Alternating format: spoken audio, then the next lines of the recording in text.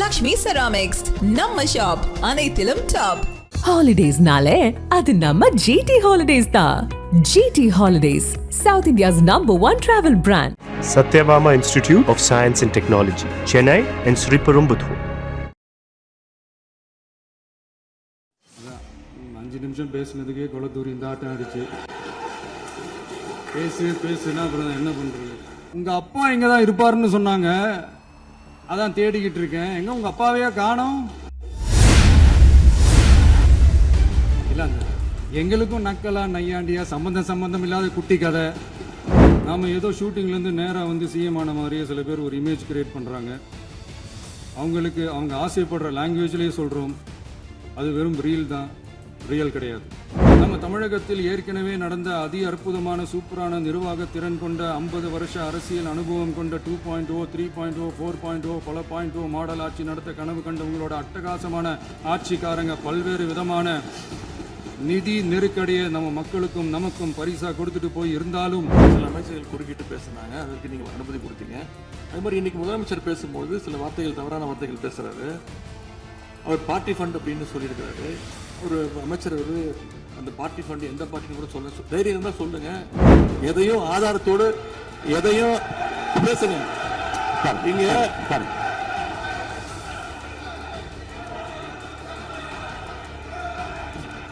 மறுபடியும் சொல்றேன், கட்சி நிதின்ற பேர்ல அடிச்ச கொள்ளைய ஒன்னா கவர்மெண்டோட கஜானாக்குள்ளேயே கொண்டு சேர்த்துக்கிட்டே இருக்கிறாங்க. இப்பவும் சொல்றேன், மக்கள் பணத்துல இருந்து ஒரு பைசா கூட தொடமாட்டோம், தொடவும் விடமாட்டோம். மனசாட்சி உள்ள சக்திகளோட ஆதரவால இந்த ஆட்சி நடந்துகிட்டு இருக்கு. நாங்க தான் அனுப்பி வச்சோம் அப்படின்றாங்களே. அனுப்பி வச்சவங்களுக்கு மினிஸ்ட்ரியில இடம் கொடுத்தா ஏன் கதறீங்க? மிகு பேரவைத் தலைவர் அவர்களே, மாபெரும் தலைவர்கள் வழி நடத்திய மாண்பும் மாபெரும் வரலாற்று சிறப்பு கொண்ட இந்த சட்டமன்ற பேரவையின் 17வது சட்டமன்ற பேரவைக்கு நம்மையும் நம்ம தமிழக வெற்றி கழகத்தை சார்ந்த சட்டமன்ற உறுப்பினர்களையும் தேர்ந்தெடுத்து அனுப்பின நிரந்தரமாக என் நெஞ்சில் குடியிருக்கும் தாயன்புமிக்க தமிழக மக்கள் அனைவருக்கும் என்னுடைய மனப்பூர்வமான நன்றிகள்.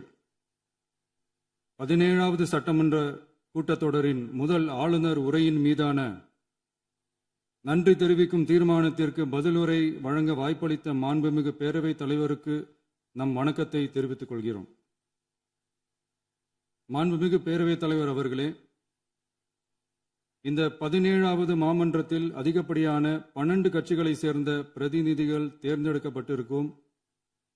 நாம கொள்கை ரீதியாகவும் நிலைப்பாடு ரீதியாகவும் வேறுபட்டு இருந்தாலும் மக்கள் பணி செய்வதுதான் நம்ம எல்லாருக்கும் பிரைமரியா இருக்கிற ஒரே எய்ம். அந்த வகையில தான் நம்ம எல்லாருமே நம்ம மக்களால் அங்கீகரிக்கப்பட்டு சட்டமன்றத்திற்கு வந்திருக்கிறோம். அதனால நாம கருத்தால் வேறுபட்டாலும் மக்கள் சேவை என்ற நோக்கத்தில் நம்ம மாநிலம் சார்ந்த விஷயங்கள்ல நம்ம எல்லாரும் ஒன்றிணைந்து பயணிச்சா நம்ம தமிழ்நாடு என்னைக்கும் எதிலையும் முதன்மை மாநிலமாக திகழும். ஆளுநர் உரைக்கு நன்றி தெரிவிக்கும் தீர்மானத்தில் பேசின மாண்புமிகு உறுப்பினர்களுக்கு நன்றி. எதிர்த்து பேசினாதான் எதிர்கட்சின்னு ப்ரூவ் பண்ண முடியும்னு நினைச்சுக்கிட்டு பேசின எதிர்கட்சியை சேர்ந்த எதிர்கட்சி தலைவர் உள்ளிட்ட மாண்புமிகு உறுப்பினர்களுக்கும் வணக்கமும் நன்றியும். பதிலுரை வழங்குற அதே நேரத்தில் நம்மளை சட்டமன்ற உறுப்பினராக தேர்ந்தெடுத்த பெரம்பூர் தொகுதி மக்களுக்கு நம்மளோட நெஞ்சார்ந்த நன்றிகள். அதே மாதிரி ராஜினாமா பண்ணிட்டாலும் நம்மளை தேர்ந்தெடுத்த திருச்சி கிழக்கு மக்களுக்கும் இந்த மன்றத்தில் நம்மளோட நன்றியை பதிவு செய்கிறோம். அப்புறம் நம்மளோட அரசியல் பயணத்தை பற்றியும் கொஞ்சம் பதிவு செய்ய விரும்புகிறோம். நாம் ஏதோ ஷூட்டிங்லேருந்து நேராக வந்து சிஎம் ஆன மாதிரியே சில பேர் ஒரு இமேஜ் கிரியேட் பண்ணுறாங்க. அவங்களுக்கு அவங்க ஆசைப்படுற லாங்குவேஜ்லேயே சொல்கிறோம், அது வெறும் ரீல் தான், ரியல் கிடையாது. ஒரு சாதாரண நடிகனாக நம்ம கெரியர் தொடங்குச்சு. அப்புறம் அப்படியே சின்சியராக உழைச்சி மேலே வந்தோம். நம்ம கெரியரில் நாம் மேலே வந்ததுக்கு இந்த விஜய் ஒருத்தன் மட்டுமே காரணம் இல்லை, அவனோட உழைப்பு மட்டுமே காரணம் இல்லை. இந்த விஜயோட உழைப்புக்கும் உயர்வுக்கும் பின்னாடி இருக்கிற ஒட்டுமொத்த தமிழ்நாட்டு மக்களோட அன்பும் அரவணைப்பும் தான் காரணம். ஒவ்வொரு வீட்டில் இருக்க ஒவ்வொருத்தரும் நம்மளை அவங்க வீட்டில் ஒருத்தனா ஏற்றுக்கிட்டது தான் நமக்கு கடவுளும் மக்களும் தந்த மிகப்பெரிய வரம். அதுக்காகவே கடவுளுக்கு சமமான நம்மளோட சொந்தங்களான தமிழக மக்கள் அனைவருக்கும் மீண்டும் மீண்டும் நன்றி. இப்படி நம்மளை தாயன்போடு அள்ளி அரவணைச்ச தமிழ்நாட்டு மக்களுக்கு நாம் எப்படியெல்லாம் துணையாக இருந்தோம், எப்படியெல்லாம் மக்களோட மக்களா இருந்தோம்னு சொல்றேன். 1990ஸ்லயே ரசிகர் மன்றமா இருந்தப்பவே மக்களுக்கு துணையா நிற்க ஆரம்பிச்சோம். அதுக்கப்புறம் நற்படி மன்றமாகவும் அதுக்கப்புறம் விஜய் மக்கள் இயக்கமாகவும் மாறி மக்களோட மக்களா நின்றுகிட்டு இருந்தோம். 2008 ஈழத் தமிழருக்கு ஆதரவா உண்ணாவிரதம் போராட்டம் செஞ்சோம். போர் முடிவுக்கு வரணும், நம்ம தொப்புள் கூடிய உறவுகளான ஈழத் தமிழர்களுக்கு பாதுகாப்பான நிம்மதியான ஒரு வாழ்வு கிடைக்கணும்னு அன்னைக்கே கோரிக்கை வச்சோம். 2009 ஆரம்பிச்ச விஜய் மக்கள் இயக்கம் வழியா நம்மளோட மக்கள் நல பணிகளை எக்ஸ்டெண்ட் அண்ட் எக்ஸ்பேண்ட் பண்ணிக்கிட்டே வந்தோம். கல்விக்கு துணையா இருந்தோம், சோஷியல் சர்வீஸ் செஞ்சோம், வெள்ள நிவாரணத்துல துணையா இருந்தோம், கொரோனா காலத்துல மக்களுக்கு தோள் கொடுத்தோம். விலையில்லா விருந்தகம், குருதியகம், முட்டைப்பால் ரொட்டி திட்டம், விழியகம், பயிலகம், நூலகம், இப்படி பல வழியில மக்களுக்கு துணையா இருந்தோம். அப்புறம் நம்மளோட திரைப்படங்கள்ல நம்மளால முடிஞ்ச வரைக்கும் ஊழல் எதிர்ப்பை சொன்னோம், சமூக நீதியை சொன்னோம், கல்வியை பத்தி சொன்னோம், அரசியலை பத்தி சொன்னோம். அரசியலை பத்தி பேசுனதுனால நம்ம படங்கள் சந்திச்ச இது வரைக்கும் சந்திக்கிற பிரச்சனையை பத்தி எல்லாருக்குமே தெரிஞ்சதுதான். இது மட்டும் இல்லாம 2011 நாகப்பட்டினத்துல மீனவர் பிரச்சனைகளுக்கு ஆதரவா ஒரு பெரிய பொதுக்கூட்டம் நடத்தினோம். மீனவர்கள் மீதான தாக்குதலை கண்டிச்சு பேசி அதுல நம்மளோட எதிர்ப்பை பதிவு செஞ்சோம். 2017 ஜல்லிக்கட்டு போராட்டத்தில் தமிழர் பண்பாட்டு உரிமைக்கான நம்மளோட ஆதரவை தெரிவித்தோம். 2018 ஸ்டெர்லைட் போராட்டம், துப்பாக்கி சூடு பாதிக்கப்பட்ட நம்ம சொந்தங்களை நேரில் சந்திச்சு ஆறுதல் சொன்னோம். 2021 உள்ளாட்சி தேர்தலில் விஜய் மக்கள் இயக்க வேட்பாளர்கள் போட்டியிட்டு ஜெயிச்சாங்க. கல்வி விருது விழா நடத்தி சிறந்த மதிப்பெண் பெற்ற மாணவ மாணவிகளுக்கு ஊக்கத்தொகையும் பரிசும் கொடுத்தோம். 2024 தமிழக வெற்றி கழகத்தை ஆரம்பிச்ச உடனேயே CAA-வை எதிர்த்து அறிக்கை விட்டோம். அரசியல் கட்சி ஆரம்பிச்சு விழுப்புரம் மாவட்டத்தில் விக்கிரவாண்டியில நம்மளோட முதல் மாநில மாநாட்டிய வெற்றி கொள்கை திருவிழாவை நடத்தினோம். தந்தை பெரியார், பெருந்தலைவர் காமராஜர், அண்ணல் அம்பேத்கர், வீரமங்கை வேலுநாச்சியார், மக்கள் சேவகர் அஞ்சலை அம்மாள்னு நம்மளோட 5 கொள்கை தலைவர்களை அறிவிச்சோம். இந்தியாவிலே 2 பெண் ஆளுமைகளை கொள்கை தலைவர்கள் அறிவிச்ச ஒரே கட்சி நம்ம டிவிக்கு மட்டும்தான் என்ற பெருமையோடு அறிவிச்சோம். பெரியார் சொன்ன மாதிரியே அவர் சொன்னதுல நமக்கு ஏற்புடையதை மட்டும் எடுத்துக்கிட்டோம். அவரோட கடவுள் மறுப்பு கொள்கையில நமக்கு உடன்பாடு இல்லைன்னு ஓப்பனா அறிவிச்சோம். நமக்கு கடவுள் நம்பிக்கை உண்டுன்னு அறிவிச்சோம். யாரோட நம்பிக்கைக்கும் நாம் எதிரானவங்க இல்லைன்னு தெளிவா அறிவிச்சோம். பெண் கல்வி, பெண்கள் முன்னேற்றம், சமூக சீர்திருத்தம், சமூக நீதி, இப்படி பெரியாரோட கருத்துக்களை நிறையவே ஏத்துக்கிட்டோம்னு அறிவிச்சோம். அண்ணல் அம்பேத்கரோட சம வாய்ப்பு, சமநீதி, சமத்துவத்தை ஃபாலோ பண்ணுவோம்னு அறிவிச்சோம். பெருந்தலைவர் காமராஜரோட மதச்சார்பின்மையை ஏத்துக்கிட்டதோட அவரோட நேர்மையான நிர்வாகத்தையே ஒரு கொள்கையா ஏத்துக்கிட்டோம்னு அறிவிச்சோம். வீரமங்கை வேலு நாச்சியாரோட மண் மீட்பையும் சமூக நல்லிணக்கத்தையும் பின்பற்றுவோம்னு அறிவிச்சோம். மக்கள் சேவகர் அஞ்சலை அம்மாளோட விடுதலை வேட்கையையும் மக்களோட வாழ்வாதாரத்துக்காக உறுதியாக நிற்கிறதையும் பின்பற்றுவோம்னு சொன்னோம். எல்லாருக்கும் எல்லாமும் கிடைக்கணும், எம் மதமும் நம் மதம்னு சொல்லி மதச்சார்பற்ற சமூக நீதி தான் நம்ம கொள்கைன்னு அறிவிச்சோம். நம்ம கொள்கை எதிரி யாரு, அரசியல் எதிரி யாருன்னு ஓப்பனா அறிவிச்சோம். எல்லாத்துக்கும் மேல பிறப்புக்கும் எல்லா உயிருக்கும்ன்றத நம்மளோட அடிப்படை அரசியல் கோட்பாட்டா அறிவிச்சுட்டு தான் அரசியலுக்கே வந்தோம். நம்ம மதுரை மாநாட்டில் நம்மளோட தேர்தல் அரசியல் மற்றும் ஆட்சி அதிகார அரசியல் வழிகாட்டியா அறிஞர் அண்ணாவையும் புரட்சி தலைவர் எம்ஜிஆரையும் ஏத்துக்கிட்டதா அறிவிச்சோம். அப்புறம் இன்னனையும் நாம் இங்க பதிவு செஞ்சே ஆகணும். எல்லாரும் கட்சி ஆரம்பிச்சுட்டு தான் ஒவ்வொரு வீட்டுக்குள்ளேயும் போவாங்க. ஆனா நாம ஒவ்வொரு வீட்டுக்குள்ளேயும் போனதுக்கு அப்புறம் தான் கட்சியவே ஆரம்பிச்சிருக்கிறோம். ஒவ்வொரு வீட்டில் ஒவ்வொருத்தரும் நம்மளை அவங்க பிள்ளையா, மகனா, அண்ணனா, தம்பியா ஏத்துக்கிட்டதும் இயல்பா நடந்துச்சு. தமிழ்நாட்டு மக்களோட மனசுக்குள்ள போறதுக்கு நாம பட்ட பாடு நமக்கு மட்டும்தான் தெரியும். இதெல்லாம் புரிஞ்சாலும் புரியாத மாதிரி இருக்கிறவங்க தான் நம்மள நடிகன் என்று சொல்லியும், நம்ம கட்சியை நடிகன் கட்சின்னு சொல்லியும் சில நக்கல், நையாண்டி இதெல்லாம் பேசுவாங்க. அதை பத்தி நமக்கு கவலை இல்லைன்னு.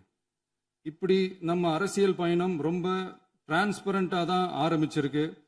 இந்த 2026 தேர்தலில் கூட்டணியே இல்லாமல் தனியா நின்னோம். மக்கள் நம்மளை தெளிவா புரிஞ்சுக்கிட்டதாலையும் நம்ம டிவிகே தோழர்களோட உழைப்பாலையும் நாம 35% வாக்குகளை வாங்கினோம். 1,72,00,000 வாக்குகளோட தமிழ்நாட்டிலேயே தனி பெரும் கட்சியா வந்தோம். தமிழக மக்களாலையும் நம்மளோட ஆதரவு இயக்கங்களாலையும் இதோ இன்னைக்கு இங்க நம்ம டிவிகே ஆளும் கட்சியா உட்கார்ந்துருக்கிறோம். இந்த ஆளும் கட்சியா ஆனதும் அவ்வளவு சாதாரணமாலாம் நடந்துடல. 2.25 வருஷத்துல ஆட்சிக்கு வந்துட்டீங்கன்னு ரொம்ப கிண்டலா கேலியா சிலர் பேசுறாங்க. எங்களோட இந்த 2.25 வருஷ டிராவல்ல எவ்வளவு வலியும் வேதனையும் இருக்குது. நம்மளோட மக்கள் சந்திப்புக்கே அவ்வளவு இடையூறு, அவ்வளவு தடைகள், ஊர் உலகத்துல யாருக்கும் இல்லாத ஒன்னா நமக்கு மட்டுமே தனியா ஸ்பெஷலா எக்ஸ்க்ளூசிவா நிறைய நிபந்தனைகள், நெருக்கடிகள், கட்டுப்பாடுகள், நம்மளை சந்திக்க வர்ற மக்களுக்கு சரியான பாதுகாப்பு இல்லாம, நம்ம கூட்ட நிகழ்ச்சிக்கு போதுமான பாதுகாப்பு இல்லாமன்னு இன்னும் வெளியே சொல்ல முடியாத நிறைய சூழ்ச்சிகள் எல்லாத்தையும் தாண்டி தான் நாம் இந்த இடத்துக்கு வந்திருக்கிறோம். But still miles to go. நம்ம டிராவல்ல எல்லாத்துக்கும் உச்சமா நம்மளோட சொந்தங்கள், நம்மளோட உறவுகள், 41 பேர் கரூர் சம்பவத்தில் இழந்த வேதனை எல்லாம் எப்படி சொல்றதுனே தெரியல. நம்ம மனசை விட்டு என்னைக்கும் அந்த வலியும் வேதனையும் நீங்கவே நீங்காது. அதுலயும் நம்ம மேலேயே பழி போட்ட கொடுமையெல்லாம் இருக்கும் பாருங்க, அதெல்லாம் வேற லெவலுங்க. என்னத்துக்கு அப்படியெல்லாம் செஞ்சாங்கன்னு தெரியல. அரசியல்னா இப்படியெல்லாம் கொடூரமா இருக்கணுமா என்ன? சரி விடுங்க. இந்த விஜய் இவனோட மக்களுக்காக எதையும் தாங்க தயாரா ஆகிட்டான். இவ்வளவு பெயின்ஃபுல்லான நம்ம பொலிட்டிக்கல் டிராவல்ல நம்மளோட மிகப்பெரிய ஆறுதலும் பலமும் என்ன தெரியுமா? என் நெஞ்சில் குடியிருக்கும் என்னோட தமிழ்நாட்டு மக்களும், என் உயிருக்கு உயிரான என்னோட தோழர்களும் தான். அவங்களோட பலத்தால தான். அன்னைக்கு 1967 முன்னாள் முதல்வர் மாண்புமிகு அறிஞர் அண்ணா அவர்கள் தலைமையில் அமைஞ்ச சாமானியர்களோட ஆட்சி மாதிரி, 1977 முன்னாள் முதல்வர் மாண்புமிகு புரட்சி தலைவர் எம்ஜிஆர் அவர்கள் தலைமையில் அமைஞ்ச மிக சாமானியர்களோட ஆட்சி மாதிரி, இதோ இன்னைக்கு அதே வரிசையில 2026 சட்டமன்ற தேர்தலில் இந்த விஜயோட தோழர்கள் இடம்பெற்ற ஒரு மிக மிக சாமானியர்களின் ஆட்சி அமைஞ்சிருக்கு. வாகை சூடும் வரலாறு திரும்பி இருக்கிறது. இப்படி ஒரு தீர்ப்பை மக்கள் அளிச்சதுனாலதான் தமிழக வரலாற்றில் ஒரு மகத்தான கூட்டணி ஆட்சியை நாம் அமைச்சிருக்கிறோம். இளைஞர்களால என்ன செய்ய முடியும், பெண்களால என்ன செய்ய முடியும்னு கேட்டவங்களுக்கான பதில் தான் இன்னைக்கு அமைஞ்சிருக்கிற நம்ம ஆட்சி. ஒரே ஒரு குடும்பம் மட்டும் முக்கியம்னு சொல்றது நம்மளோட ஆட்சி அதிகார அரசியல் இல்ல. தமிழ்நாட்டில் இருக்கிற ஒவ்வொரு குடும்பமும் முக்கியம்னு சொல்றது தான் நம்ம அரசியல். நம்மளோட ஆட்சி அதிகாரம் அதான் நம்மளோட மனசாட்சி உள்ள மக்களாட்சி. இந்த 2026 தேர்தலில் யாராலும் உடைக்கவே முடியாதுன்னு சொன்ன மதத்தை உடைச்சோம், சாதியை உடைச்சோம், முக்கியமா காசு கொடுத்து ஓட்டு வாங்குற ஒரு நச்சு கலாச்சாரத்தையே சுக்கு நூறா தூள் தூளா உடைச்சிருந்தோம். நாம கிளீன் கவர்னன்ஸ் அண்ட் குட் கவர்னன்ஸ்ல உறுதியா இருக்கிறோம். இப்ப மட்டும் இல்ல, எப்பவுமே இப்படிதான் இருப்போம். இதுல 100% இது உண்மைன்றதுனாலதான் பாரம்பரியமான பத்திரிகை ஊழலின் ஊற்றுக்கண் அடைக்கப்படுகிறதுன்னு 16/6/2026 அன்னைக்கு ஒரு தலையங்கமே எழுதியிருக்கு. ஒரு தவறு செய்தால், அது தெரிந்து செய்தால் அவன் தேவன் என்றாலும் விடமாட்டேன் என்று எம்ஜிஆர் அன்று பாடினார். அதை இன்று விஜய் செயலில் காட்டுகிறார்னு அந்த எடிட்டோரியல்ல எழுதியிருக்கு. என்னென்னமோ செய்வான்னு சொல்றானே இந்த விஜய். பல வருஷமா இருக்கிற ஒரு பதவி வெறி பிடிச்ச அரசியலை உடைச்சி எப்படி செய்வான்னு நம்ம மக்களை யோசிச்சிருப்பாங்க. இதோ இப்போ நம்ம மக்களுக்கு புரிஞ்சிருக்கும். இப்பவும் சொல்றோம், இது வெறும் ஆரம்பம் தாங்க. இந்த மாபெரும் சபையிலிருந்து கேட்கிற மக்களே, நமக்கு கொஞ்சம் அவகாசம் கொடுங்க. இதுக்கு முன்னாடி, அதாவது 2017 கடைசியில இருந்து 2026 ஏப்ரல் வரைக்கும் இருந்த புண்ணியவான்கள் ஆட்சியில ஒவ்வொரு டிபார்ட்மெண்ட்லயும் போட்ட ஏராளமான ஓட்டைகளை அடைச்சிக்கிட்டே படிப்படியா மக்களுக்கு நல்லதையும் செஞ்சுக்கிட்டே வருவோம். அதனால தான் நமக்கு எதிராக யார் யாரோ சேரவே மாட்டாங்கன்னு நினைச்சவங்கலாம் ஒன்னா சேர்றாங்க. நம்ம ஆட்சிக்கு டேட்டு குறிக்கிறாங்க.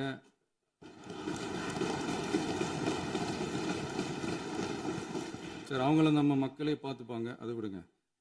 நாம ஆட்சிக்கு வந்து சரியா 40 நாள் ஆகுது. அதுக்குள்ள என்ன செஞ்சீங்கன்னு கேட்கறாங்க. ஒரு லிஸ்ட் ஒன்று சொல்றேன் கேளுங்க. பெண்கள் பாதுகாப்புக்காக சிங்கப்பெண் சிறப்பு படை, 200 யூனிட் வரை கட்டணமில்லா மின்சாரம், போதைப் பொருள் ஒழிப்புக்காக தனிப்படை, குறுவை நெல் சாகுபடியை ஊக்குவிப்பதற்காக 134.83 கோடி சிறப்பு தொகுப்பு திட்டம், வழிபாட்டு தலம், ஸ்கூல், பஸ் ஸ்டாண்டுன்னு அதுக்கு பக்கத்தில் இருக்கிற 717 மதுபான கடைகள் மூடப்பட்டன. அங்க வேலையில் இருந்தவர்களுக்கு வேறு கடைகளில் வேலை, கவனிக்கப்படாமல் விடப்பட்ட அம்மா உணவகங்கள் புதுப்பிக்கப்பட்டன. பத்திரப்பதிவு துறையில் பகல் கொள்ளைக்கு ஃபுல் ஸ்டாப் வைக்கப்பட்டுள்ளது. வருகையில்லா ஆவண பதிவு முறை கொண்டுவர உத்தேசிக்கப்பட்ட செயல்பாட்டில் உள்ளது. அரசு மற்றும் தனியார் மருத்துவமனையில் ஸ்கேன் மையங்களில் கருவுறுவதற்கு முன் மற்றும் பின் ஏற்படும் தவறுகளை கண்காணிக்கவும், மருத்துவ நிறுவனம் முறைப்படுத்தும் சட்ட விதிகள் பின்பற்றப்படுகிறதா என கண்காணிக்கவும், மருத்துவ மற்றும் ஊரக பணிகள் இயக்கத்தின் பயன்பாட்டிற்காக 40 புதிய வாகனங்கள் வழங்கப்பட்டுள்ளது. கூட்டுறவு வங்கியின் ஏழை எளிய மக்கள் வாங்கிய கடனுக்கு முதல் முத்தாய்ப்பாக ரூபாய் 2045 கோடி தள்ளுபடி வழங்கி ஆணையிடப்பட்டுள்ளது. ஒன்றிய அரசிடம் கேட்டுக்கொண்டதற்கிணங்க கடந்த 2 வருடமாக நிறுத்தி வைக்கப்பட்ட இருந்த ஜல் ஜீவன் மிஷன் திட்டம் புதுப்பிக்கப்பட்டு ஜல் ஜீவன் மிஷன் திட்டம் 2.0 நடைமுறைக்கு கொண்டு வரப்பட்டுள்ளது.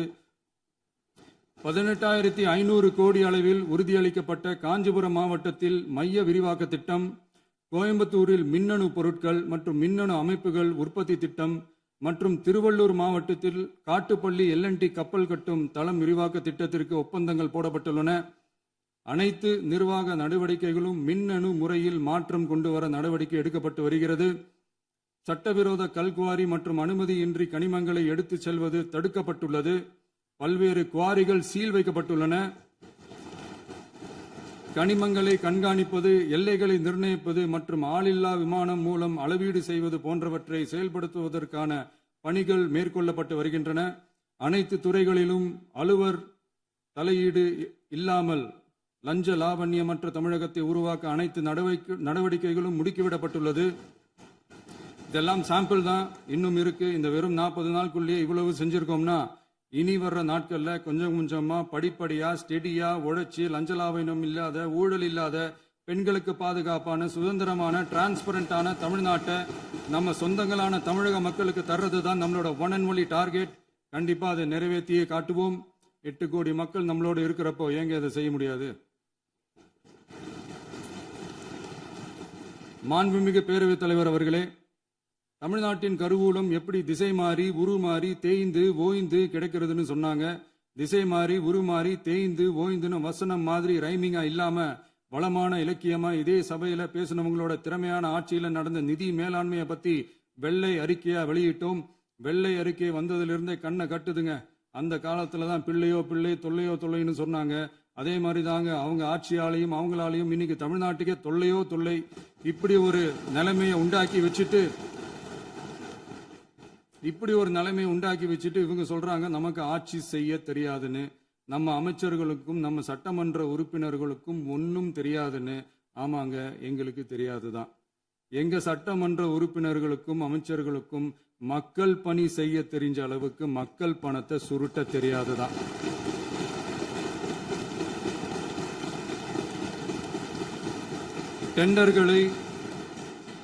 டெண்டர்களை முறைப்படுத்த தெரிஞ்ச அளவுக்கு அதோட ரேட்டை உயர்த்தி ஊழல் செய்ய தெரியாதுதான். பதவி உயர்வு வழங்கவும் பணி இடமாற்றம் கலந்தாய்வு நடத்தவும் தெரியுமே தவிர பதவி உயர்வுக்கும் பணியிட மாற்றத்திற்கும் பணம் பறிக்க தெரியாதுதான். புதிய பணியிடங்கள் உருவாக்க தெரியுமே தவிர அந்த பணியிடங்களை பணத்துக்கு விற்க தெரியாதுதான். கோயில்கள்ல நடக்கிற நிர்வாக சீர்கேட்ட தடுக்க நீங்க பேசுங்க, நீங்க கண்டிப்பா பண்ணுங்க. கோயில்களில் நடக்கிற நிர்வாக சீர்கேட்டை தடுக்க தெரியுமே தவிர கோயில் பணத்தை கொள்ளையடிக்க தெரியாதுதான், தங்கத்தை உருக்கி தாரை வார்க்க தெரியாதுதான். கனிம வளத்தை பாதுகாக்க தெரிஞ்ச அளவுக்கு கனிமத்தை வித்து கொள்ளையடிக்க தெரியாதுதான். அரசு வருமானத்தை அரசு கஜானாவுக்கு மாத்த தெரிஞ்ச அளவுக்கு அந்த பணத்தை தனிப்பட்ட கஜானாவுக்கு மடை மாத்த தெரியாதுதான். போதை கலாச்சாரத்தை தடுக்க தெரிஞ்சவங்களுக்கு போதை கலாச்சாரத்தை வளர்க்க தெரியாதுதான். நம்ம குடும்பத்தில் இருக்கிற பாட்டி, அம்மா, அக்கா, தங்கச்சி, குழந்தைங்களை, பெண்களை மதிக்க தெரிஞ்சவங்களுக்கு ஓசி பஸ், 1000 ரூபாய் கேஸு, இப்படிலாம் பேச தெரியாதுதான். எங்க உறுப்பினர்களுக்கும் அமைச்சர்களுக்கும் மக்கள் சேவை தெரிந்த அளவிற்கு சுயநல தேவையை செஞ்சிக்க தெரியாதுதான். அதனாலதான் சொல்றோம், எங்களை பார்த்து எதுவும் தெரியாதுன்னு சொல்றவங்களுக்கு சொல்றோம், இதெல்லாம் எங்களுக்கு தெரியாதுதான். உங்களை மாதிரி முறைகேடுகளை செய்யறத நாங்க தெரிஞ்சுக்கவும் போறதில்ல, தெரிஞ்சுக்கவும் ஆசைப்படல. அத கடைசி வரைக்கும் எங்களுக்கு தெரியாமலே இருந்துட்டு போகட்டும். அதனால நாங்களும் எங்க மக்களும் வெரி வெரி ஹாப்பி தான். மாண்புமிகு பேரவைத் தலைவர் அவர்களே, எதிர்ப்பவர்கள் எதிர்க்கட்சி என்பதற்காக எங்கள் ஆட்சி மீது 1000 பழி போடலாம்.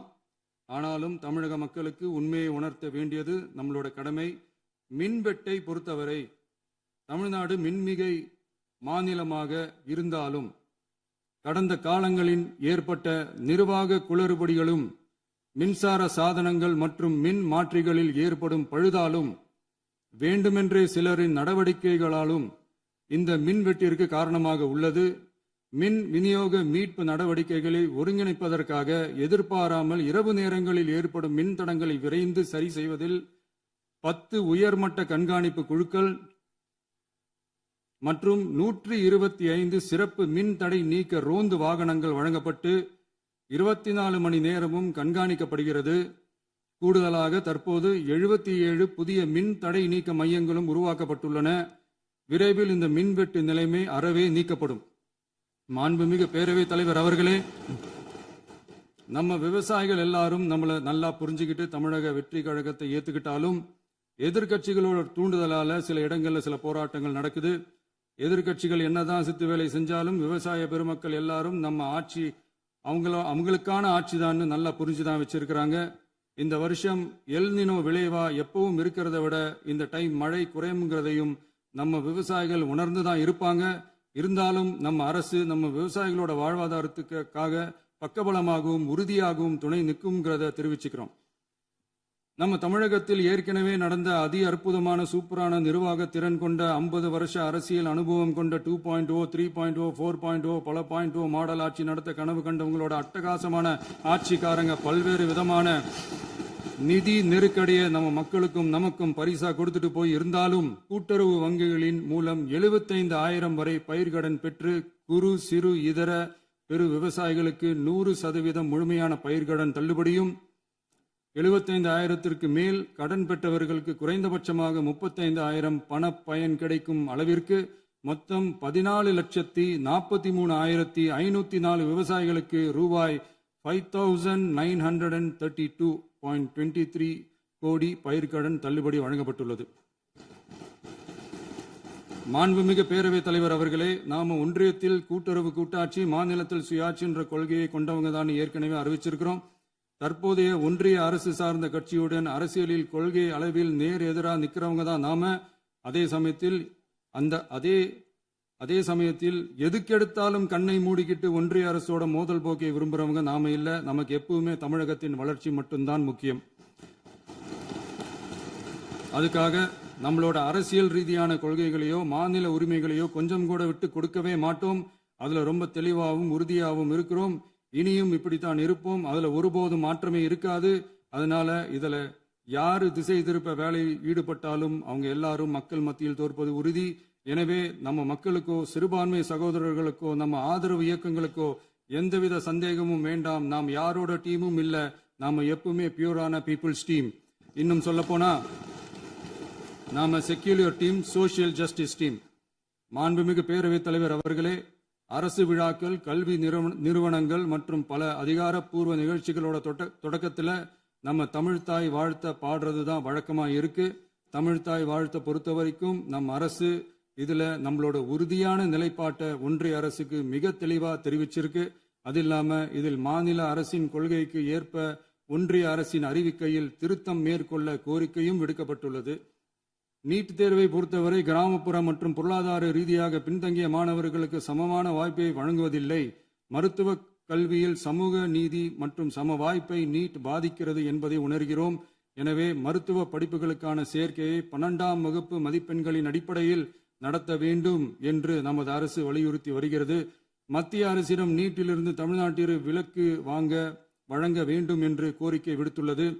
மாண்புமிகு பேரவைத் தலைவர் அவர்களே, பேரறிஞர் அண்ணா அவர்கள் தலைமையிலான அரசு 1968இல் இருமொழி கொள்கையை நடைமுறைப்படுத்தியது. தமிழ் ஆட்சி மொழி, தமிழ் மொழியை பாதுகாப்பது, மாணவர்களுக்கு ஆங்கிலத்தின் மூலம் உலக அளவிலான வாய்ப்புகளை வழங்குவது, எந்த ஒரு மொழியையும் கட்டாயமாக திணிப்பதை தவிர்ப்பது மற்றும் எதிர்ப்பது, நிலத்தின் மொழி மற்றும் பண்பாட்டு அடையாளத்தை பேணுவது என்பதை நம் தமிழக வெற்றிக் கழக ஆட்சி ஏற்றுக்கொண்டுள்ளது. எனவே தமிழ்நாட்டில் தமிழ் ஆட்சி மொழி மற்றும் இருமொழி கொள்கை என்பதில் நமக்கு மாற்று கருத்தே இல்லை.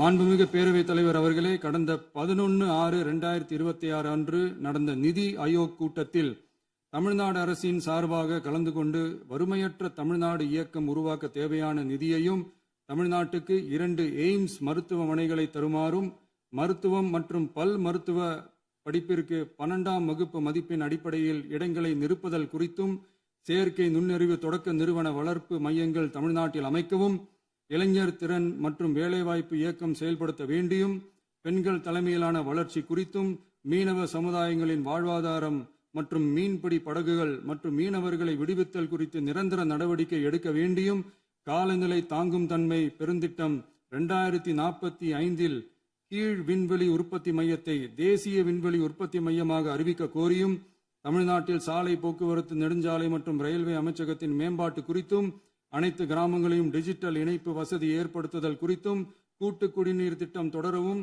அரசின் விழாக்களில் தமிழ்தாய் வாழ்த்துக்கான முதலிடத்திற்கான கோரிக்கையும், மேகதாது அணை கட்டுமான நிறுத்தத்தை உறுதிப்படுத்தவும், மாநிலத்தின் மீது மும்மொழி கொள்கையை வற்புறுத்தாமல் புதிய கல்விக் கொள்கையை திணிக்காமல் தமிழகத்திற்கான கல்வித்தொகை ரூபாய் 3284 கோடியை விடுவிக்க கோரியும், ஆண்டுதோறும் 5 லட்சம் இளைஞர்களுக்கு உதவித்தொகையுடன் கூடிய பணியினை தொழில்நுட்ப பயிற்சி வழங்க ஒத்துழைப்பு வழங்குமாறும், ஒகேனக்கல் 3ஆம் கட்ட கூட்டு குடிநீர் திட்டத்திற்கான நிதி ரூபாய் 2283.40 விடுவிக்கவும், வேலை வாய்ப்பு மற்றும் வாழ்வாதாரத்துக்கான உத்தரவாத திட்டத்தின் கீழ் வேலை வாய்ப்புகளை உருவாக்க உடனடி நடவடிக்கை மேற்கொள்ள வேண்டியும் மற்றும் திருக்குறளை தேசிய இலக்கியமாக அறிவிக்குமாறும் தமிழ்நாடு சார்பில் பேசியுள்ளோம் என்பதை தெரிவித்துக் கொள்கிறோம்.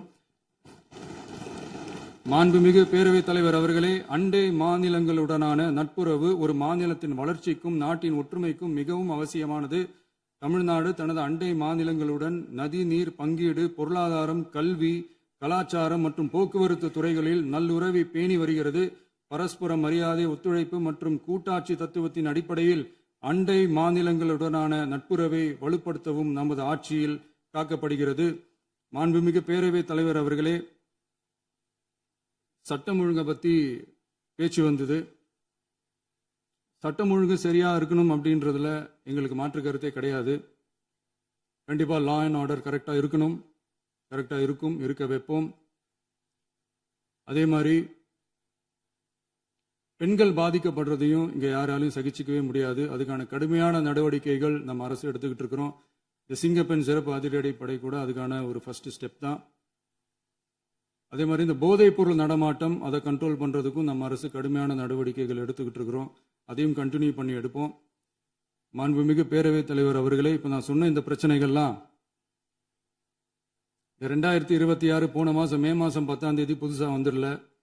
இதெல்லாம் பல வருஷமா இருக்கிற பிரச்சனைகள் தான், பல வருஷமா கண்டுக்காம விட்ட பிரச்சனைகள் தான்.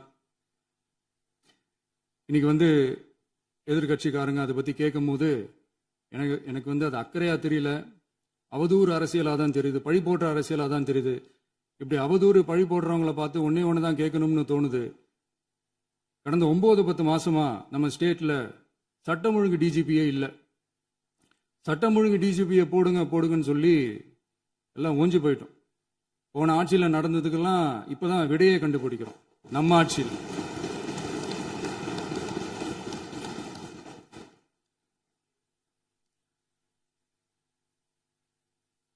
இந்த போதைப் பொருள் நடமாட்டம்லாம் தாறுமாற அப்படியே பரவி கொட்டி கிடக்குது. இதெல்லாம் இனிஷியல் ஸ்டேஜ்லயே யார் கண்ட்ரோல் பண்ணியிருக்கணும்? போலீஸ் டிபார்ட்மெண்ட் அப்போ யார் கையில் இருந்தது? இத்தனை கேள்வி நம்மளை பார்த்து கேட்குறாங்களே, ஒரே ஒரு கேள்வி தான் நான் கேட்கணும்னு தோணுது. போலீஸ் டிபார்ட்மெண்ட்டை கையில் வச்சுக்கிட்டே பிகினிங்லேயே இனிஷியல் ஸ்டேஜ்லேயே இந்த போதைப் பொருள் நடமாட்டத்தை ஏன் கண்ட்ரோல் பண்ணலை? மனசாட்சி உள்ளவங்க இந்த பிரச்சனையெல்லாம் ஏன் நடக்குதுன்றது அவங்களுக்கே நல்லா தெரியும். இன்னைக்கு சட்டம் ஒழுங்கை பற்றி கேள்வி கேட்கக்கூடாதா அப்படின்னா தாராளமாக கேட்கலாம். இது ஜனநாயக அரசு, மன்னராட்சிலாம் கிடையாது, மனசாட்சி உள்ள மக்களாட்சி. அதனால கேள்வி கேட்கலாம், எல்லாருக்கும் எல்லா உரிமையும் உண்டு. விமர்சனம் செய்யலாம், எல்லாருக்கும் எல்லா உரிமையும் உண்டு. ஆனால் நம்ம ஆட்சியில் என்ன நடவடிக்கைகள் எடுத்திருக்கோன்றது தெரிஞ்சுக்கிட்டு அதுக்கேற்ற மாதிரி ஒரு நடுநிலையாக பேசுனீங்கன்னா கொஞ்சம் நல்லா இருக்கும். சட்டம் ஒழுங்கை பற்றி யாருக்கு என்ன யோசனை இருந்தாலும், மக்கள் நலனுக்காக யாருக்கு என்ன யோசனை இருந்தாலும் அதை தாராளமாக சொல்லலாம். நம்ம அரசு அது காது கொடுத்து கேட்கும்.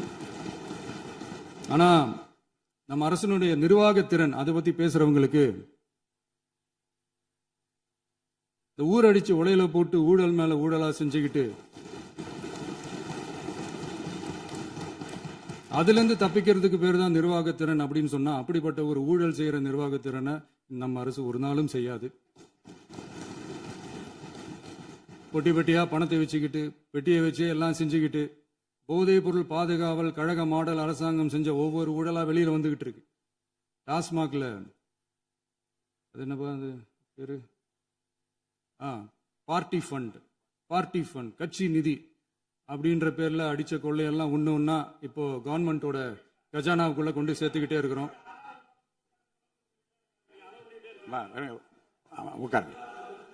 மாண்புமிகு முதல்வர்கள் பதிலுரைக்கு பிறகு நேரம் தரேன். அப்ப பேசட்டும், அவங்க பேசட்டும், அவங்கள பேச அனுமதி. உட்காருங்க.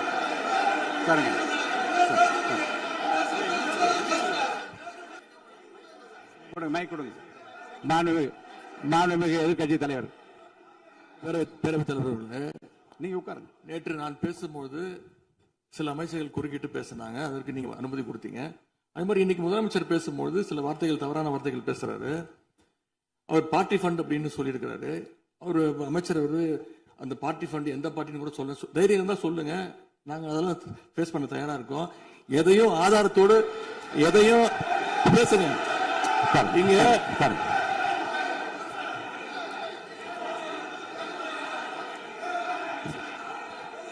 அது மாதிரி பேரவைத் தலைவர் அவர்களே, நேற்று நான் பேசி முடிஞ்சோடனே நீங்க அவை முடிஞ்சிருச்சுன்னு சொல்லிட்டீங்க. நாங்கெல்லாம் வீட்டுக்கு போயிட்டோம்.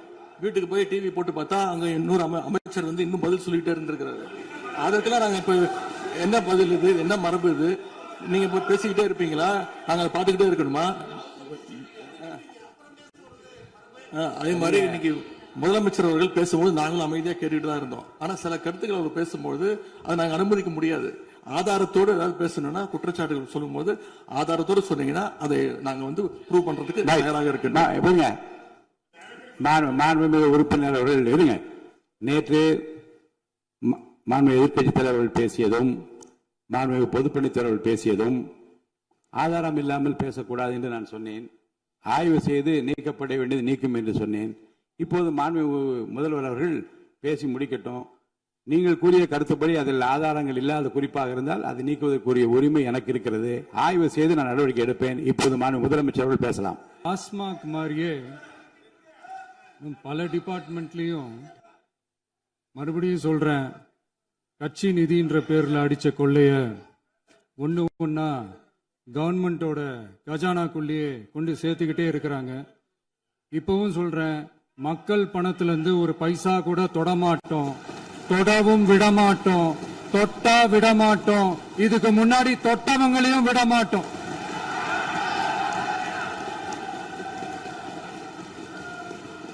ஒவ்வொரு ஊழலா வெளியில வரும் போலயே, ஒவ்வொரு வேஷமா கலைஞ்சிரும் போலயே இங்க இருக்கிற நிறைய பேரு நடுங்கி போய் இதுல நம்ம மேல அவதூறு வேற. இப்ப புதுசா ஒரு வெப்பன் ஒண்ணு கொண்டு வந்திருக்காங்க. அது என்ன தெரியுமா? அவங்க தயவால தான் நம்ம ஆட்சி நடக்குதாம். மக்கள் தயவால இந்த ஆட்சி நடந்துகிட்டு இருக்கு. மனசாட்சி உள்ள சக்திகளோட ஆதரவால இந்த ஆட்சி நடந்துகிட்டு இருக்கு. நாங்க தான் அனுப்பி வச்சோம் அப்படின்றாங்களே. அனுப்பி வச்சவங்களுக்கு மினிஸ்ட்ரியில இடம் கொடுத்தா ஏன் கதறீங்க? ஏன் இவ்வளவு கோவம்? ஏன் இவ்வளவு கதறல்ஸ்? இதுல இன்னொரு முக்கியமான விஷயம், மார்க்சிஸ்ட் கம்யூனிஸ்ட் கட்சி நமக்கு ஆதரவு கொடுத்தது சுயேட்சையா எடுத்த முடிவுன்னு சொல்றாங்க. அதே மாதிரி இந்திய கம்யூனிஸ்ட் கட்சி நமக்கு ஆதரவு கொடுத்தது சுயேட்சையா எடுத்த முடிவுன்னு சொல்றாங்க. இதுல எங்க இருந்து நாங்க தான் அனுப்பி வச்சோம்னா புரியலையே.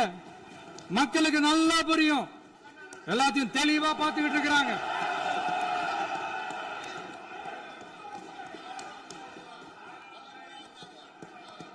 அடுத்து இங்க சபையில இல்லாதவங்களை பத்தி பேச வேண்டாம்னு நினைக்கிறேன்.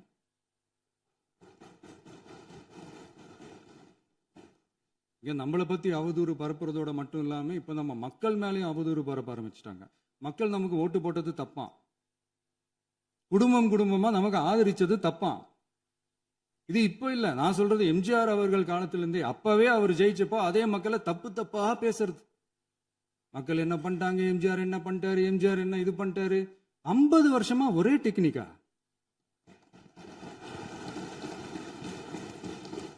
டெக்னாலஜி எல்லாம் மாறி வேற எங்கேயோ போயிட்டு இருக்கு பஸ். இதுல கொஞ்சம் டெக்னிக்காச்சும் கொஞ்சம் மாத்தினா கொஞ்சம் நல்லா இருக்கும். அதனால மக்களுக்கு யூஸ்ஃபுல்லா இருக்கிற மாதிரி இந்த ஆக்கப்பூர்வமான கருத்துக்களோ ஆக்கப்பூர்வமான யோசனைகளோ இருந்தா சொல்லுங்க. அதை நாங்க டெஃபரெண்டா எடுத்துக்கிறோம். ஆனா அதை விட்டுட்டு இந்த நக்கல், நையாண்டி, சம்பந்தம் இல்லாத பேச்சு இதெல்லாம் பேசிட்டு அப்புறம் முதல்வருக்கு பதில் சொல்ல தெரியல அப்படின்னா அப்புறம் என்ன சோஃபா மாடல் ஆட்சியா? அது என்னன்னு புரியறதுக்கு எனக்கு ரொம்ப நாள் ஆச்சு. இந்த sofa set, table chair, teapoy, furniture பிசினஸ்லாம் வேற எங்க வெளியில போய் பண்ண சொல்லுங்க. அப்படி அந்த பிசினஸ் தான் பண்ணணும்னா நிறைய பிசினஸ் பண்ற மாதிரி வெளியில போய் பண்ண சொல்லுங்க. இங்க சட்டசபைக்குள்ள வேணாம். அதனால ஆக்கப்பூர்வமான கருத்துக்கள் இருந்தா சொல்லுங்க. டெஃபினட்டா அது சரியா இருந்தா நாங்க ஏத்துக்கிறோம். எனக்கு ஒரு குட்டி கதை ஒண்ணு ஞாபகம் வருது, சொல்லாமா? ஒரு ஊர்ல ஒரு பெரியவர் வெயில் ரொம்ப ஜாஸ்தியா இருக்குன்னு சொல்லிட்டு கண்ணுக்கு மேல கை வச்சுக்கிட்டு இப்படி சுத்தி முத்தி தேடிக்கிட்டு இருந்தாராம். அப்ப கூட இருந்த ஒரு சின்ன பையன் என்ன தேடுறீங்க அப்படின்னு கேட்டானா. அதுக்கு அந்த பெரியவர் சொன்னாரா, அது ஒண்ணு இல்ல தம்பி, உங்க அப்பா இங்கதான் இருப்பாருன்னு சொன்னாங்க, அதான் தேடிக்கிட்டு இருக்கேன். எங்க உங்க அப்பாவையா காணோம்?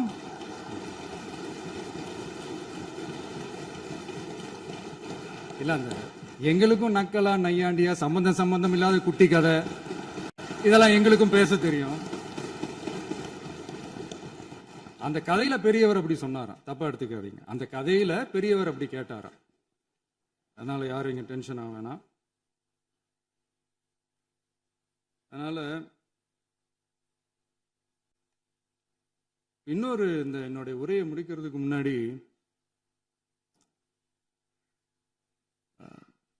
போயிட்டாங்க, பேசலாமா? உங்க கருத்துக்களை நீங்க முழுமையாக மன நிறைவோடு பேசலாம். டிவியில சரி. அதான் 5 நிமிஷம் பேசுனதுக்கே கொளத்தூரி இந்த ஆட்டம் அடிச்சு பேசுனா அப்புறம் என்ன பண்றது? கடைசியா நான் இந்த உரையை முடிக்கிறதுக்கு முன்னாடி ஒரு முக்கியமான ஒரு விஷயம் பத்தி சொல்லணும். ஆளுநர் உரை அன்னைக்கு இந்த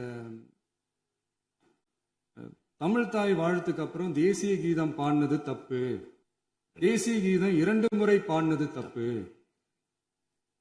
அப்படி ஒரு நிகழ்வு இதுக்கு முன்னாடி இந்த சட்டசபையில நடந்ததே கிடையாது, அந்த மரபே மாத்திட்டீங்க, இப்படி ஒரு பெரிய ஒரு போர் மாதிரி எதிர்கட்சியை சார்ந்தவங்கலாம் சொன்னாங்க இல்லையா? அந்த மாநில உரிமை போராளிகளை, அந்த மரபு காக்கிற உரிமை போராளிகளை ஒரே ஒரு கேள்விதான் கேட்கணும். 2021 ஆகஸ்ட் 2 ஞாபகம் இருக்கா? Centenary celebration of Tamil Nadu legislature. அந்த ஃபங்க்ஷனில் நம்ம முன்னாள் முதலமைச்சர் கருணாநிதி அவர்களோட கலைஞர் அவர்களுடைய கலைஞர் அவர்களுடைய புகைப்படத்தை மாண்புமிகு குடியரசுத் தலைவர் திறந்து வைக்கிற ஒரு ஃபங்க்ஷன். அந்த ஃபங்க்ஷன்ல national anthem followed by Tamil Thai Vazhthu அப்படின்னு அறிவிச்சது ஞாபகம் இருக்கா? அதாவது தேசிய கீதத்துக்கு அப்புறமா இரண்டாவது முறையா, நோட் திஸ் பாயிண்ட் மாண்புமிகு பேரவைத் தலைவர் அவர்களே, ப்ளீஸ் நோட் திஸ் பாயிண்ட். தேசிய கீதத்துக்கு அப்புறம் இரண்டாவது முறையாக தமிழ் தாய் வாழ்த்து பாடப்படும் அப்படின்னு சொன்னது ஞாபகம் இருக்கா? அதுவும் முத்தமிழ் அறிஞர் அப்படின்னு சொல்ற நம்ம கலைஞர் அவர்களுடைய அந்த புகைப்படம் வெளியிட்டு விழாவில் அவர் இருந்த இதே சபையில தமிழ இரண்டாவது இடத்துக்கு தள்ளினது யாருன்னு ஞாபகம் இருக்கா?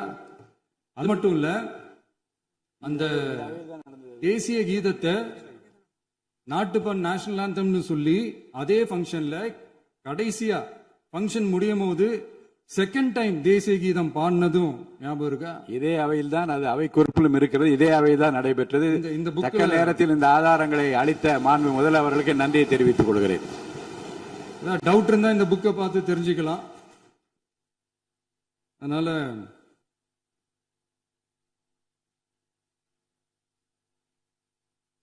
இதெல்லாம் கேட்டா என்ன சொல்லுவாங்கன்னா, அது ஜனாதிபதி கலந்துகிட்ட ஃபங்க்ஷன், அதெல்லாம் அப்படிதான், அதெல்லாம் கண்டுக்க கூடாது அப்படின்னு சொல்லுவாங்க. இதே மாதிரிதான் பேசுறது ஒண்ணு, செய்யறது ஒண்ணு, பேசுறது ஒண்ணு. இதெல்லாம் மக்கள் பார்த்துக்கிட்டு இருக்காங்க. எலெக்ஷனுக்கு முன்னாடி தான் அப்படி செஞ்சுக்கிட்டு இருந்தாங்க. இப்போ எலெக்ஷனுக்கு அப்புறம் அதே தான் செய்யறாங்க. இந்த விஜயையும் சாமானியர்களின் உண்மையான சமூக நீதி அரசையும் அவமானப்படுத்துறதுக்கு தான் அவங்களோட அந்த பொலிட்டிக்கல் சீனியாரிட்டி அது பயன்படுத்துது போல. சரி, செய்யட்டும், நல்லா செய்யட்டும். இப்போ ஆனாலும் நம்மளுடைய மாநில உரிமை, மொழி உரிமை, உத்தமபுத்திரர் போல வேஷம் போடுற எதிர்கட்சிக்கு ஒன்றை மட்டும் ஆணித்தரமாக சொல்றோம்.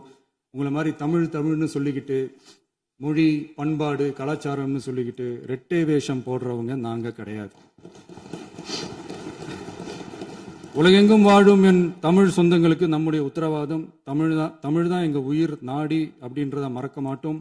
இப்பவும் சொல்றோம், மாநில உரிமையில எப்பவும் உறுதியா இருப்போம். அதே சமயத்துல அரசியல் வேற, ஒன்றிய மாநில அரசுகளுக்கு இடையே இருக்கிற நிர்வாக அணுகுமுறை வேற. இதுல நாங்க ரொம்ப தெளிவா இருக்கிறோம். அதனால எங்களுக்கு பாடம் எடுக்கிறதா நினைச்சுக்கிட்டு உங்க வேஷத்தை நீங்களே கொஞ்சம் கொஞ்சமா கலைச்சிக்கிட்டே வரீங்க, மறந்துடாதீங்க. அப்புறம் நேத்து எதிர்கட்சி தலைவர், மாண்புமிகு எதிர்கட்சி தலைவர் பேசும்போது நிறைய பேசினாங்க. அதுல ஒண்ணு மட்டும், அரசு சொல்றதா நினைச்சுக்கிட்டு நம்மளை இன்டைரக்டா ஈவில் அப்படின்ற அந்த வார்த்தையை யூஸ் பண்ணாங்க. எனக்கு ஒண்ணுதான் சொல்லணும்னு தோணுது. ஈவில்ஸ்னு டெவில்ஸ் பேசக்கூடாது.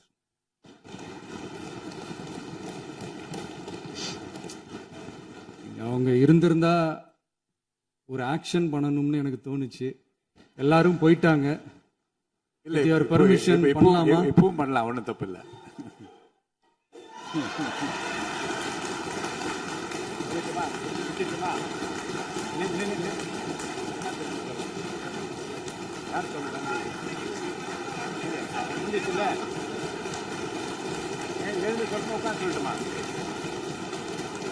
லக்ஷ்மி செராமிக்ஸ், நம்ம ஷாப் அனைத்திலும் டாப். ஹாலிடேஸ்னாலே அது நம்ம GT Holidays தான். GT Holidays, South India's #1 travel brand. Satyabama Institute of Science and Technology, Chennai and Sri Perumbudur.